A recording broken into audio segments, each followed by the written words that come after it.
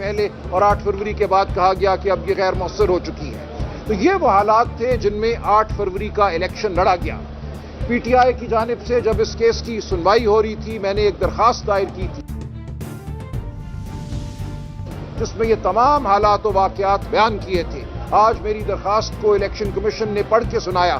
میری اسی درخواست کی بنیاد پہ بڑی حد تک یہ فیصلہ ہوا 12 جولائی کا, جس میں حقیقت کو تسلیم کیا گیا کہ ناجائز غیر آئینی طور پر پی ٹی آئی کو باہر رکھا گیا الیکشن سے. سپریم کورٹ نے مانا اپنے 12 جولائی 2024 کے فیصلے میں کہ در حقیقت یہ تمام امیدوار جن کو الیکشن کمیشن نے آزاد قرار دیا ہے یہ پی ٹی آئی کے امیدوار تھے. انہوں نے فردن کاغذات نامزدگی کو دیکھا, انہوں نے دیگر دستاویزات کو دیکھا, ٹکٹ جو جاری کیے گئے تھے ان کو دیکھا اور کہا یہ تمام لوگ جن کو پی ٹی آئی نے ٹکٹ جاری کیا ہے, جن کے کاغذات نامزدگی الیکشن کمیشن نے خود فائل کیے, جن میں پی ٹی آئی سے وابستگی ظاہر تھی, ان تمام کو پی ٹی آئی تصور کیا جائے گا اور یہ مانا جائے گا کہ فروری 2024 کے الیکشن میں پی ٹی آئی بطور جماعت شامل ہوئی. لہٰذا اس حوالے سے پی ٹی آئی کو مخصوص نشستیں دی جائیں گی اور پی ٹی آئی پارلیمان میں سب سے بڑی جماعت کے طور پہ ابھر کے آتی ہے سامنے مخصوص نشستیں مل جانے کے بعد.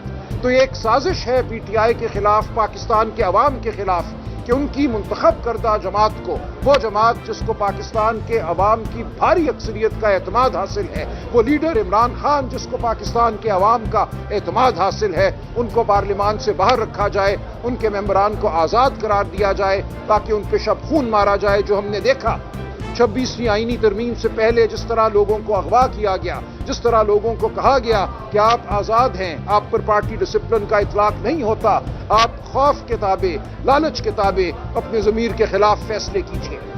آفرین ہے ہمارے ممبران پر. تقریباً تمام نے 2-4 کو چھوڑ کر بڑی بڑی آفروں کو ٹھکرایا, اربوں روپیوں کو ٹھکرایا, جبر کو ٹھکرایا اور ثابت قدم رہے. آج وہی جنگ ہم ایک بار پھر سپریم کورٹ کے سامنے لڑیں گے. حق کی جنگ, جمہوریت کی جنگ, آئین کی جنگ.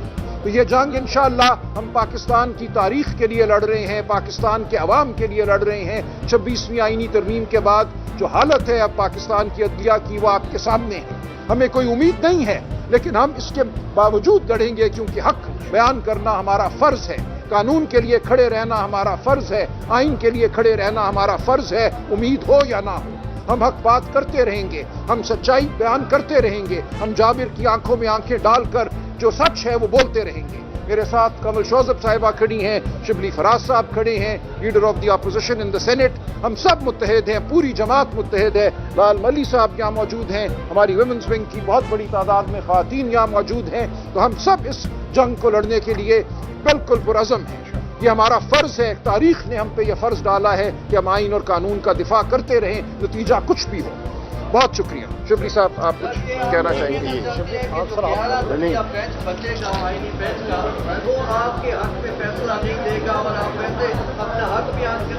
دیکھیں میں نے یہ عرض کیا, میں کوئی فیصلہ تو نہیں بتا سکتا کیا ہوگا.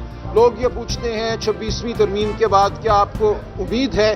میں کہتا ہوں 26ویں ترمیم کا مقصد ہی امید کو ختم کرنا تھا, امید کو قتل کرنا تھا. تو میں نہیں کہتا کہ امید ہے کیونکہ ہم 26ویں ترمیم کو نہیں مانتے.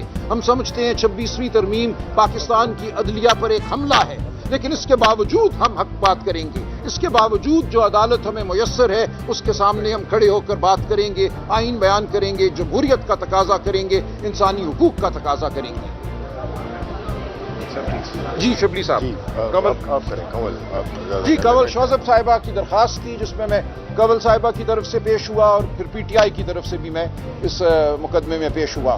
کنول صاحبہ. جی تھینک یو سو مچ. سلمان بھائی نے ساری بات بتا دی ہے. میں صرف یہ بتاؤں گی کہ پاکستان تحریک انصاف ویمنز ونگ پاکستان تحریک انصاف کی ویمن ونگ ہے اور ہماری جو پٹیشن تھی وہ پی ٹی آئی کو ریپرزینٹ کر رہی تھی. یہ پی ٹی آئی کے وجود سے ڈرتے ہیں, یہ پی ٹی آئی کے نام سے ڈرتے ہیں. اور سب سے بڑی بات یہ ہے کہ آج الیکشن کمیشن آف پاکستان نے اپنے جرم کا اعتراف کیا ہے. جب ان سے پوچھا گیا کہ آپ کیوں پارٹی بنے, آپ کو کون سی تکلیف ہوئی ہے, آپ کا کون سا نقصان ہوا ہے, تو ان کے پاس کوئی جواب نہیں ہے. ان سے سوال ہوئے تھے پہلے بھی. آپ یہ بتانا چاہ رہے ہیں کہ جب ایک سپریم کورٹ کے چیف جسٹس کے ساتھ 12 مزید سینئر ججز نے بیٹھ کے 3 مہینے تک ایک کیس کو سنا اور ایک ایک اس کے پہلو پہ غور و فکر کیا, تو کیا وہ जो उन्होंने इंटरप्रिटेशन की थी कॉन्स्टिट्यूशन को अपहोल्ड करने की, वो गलत थी। मैं ये पूछना चाहती हूँ कि प्रोपोर्शन ऑफ रिप्रेजेंटेशन की बात हुई थी, जो स्पिरिट ऑफ कॉन्स्टिट्यूशन है कि लोग जिसको वोट देते हैं हक उसका होता है आने का। जिन जमातों के पास एक सीट नहीं थी उसको इलेक्शन कमीशन ऑफ पाकिस्तान ने कौन से रूल्स के तहत 2-2, 3-3 रिजर्व सीटें गिफ्ट पेश की थी, और आज वो रिव्यू भी लेने आ गए हैं। इनसे सवाल क्यों नहीं पूछा जाता कि आपने किस आइन के तहत, किस कानून और कौन सी रूल्स के तहत, इवन इलेक्शन एक्ट में ऐसे कोई कवानीन मौजूद नहीं है जिसके तहत इन्होंने उठा के एक पार्टी जो जीती हुई थी जिसके पास मैंडेट है, मैंडेट चुराने के बाद भी जो बचा खुचा मैंडेट है उसके बाद जितनी सीट्स बनती थी वो उठा के अपने दूसरी जमातों को दी। इसी तरह हर तरह की लेटेस्ट अपडेट्स, ब्रेकिंग न्यूज़ के लिए वीडियो को लाइक कर दें, चैनल को लाजमी सब्सक्राइब करें और बेल के आइकन पर क्लिक कर दें ताकि आप रहें हर खबर से बाखबर।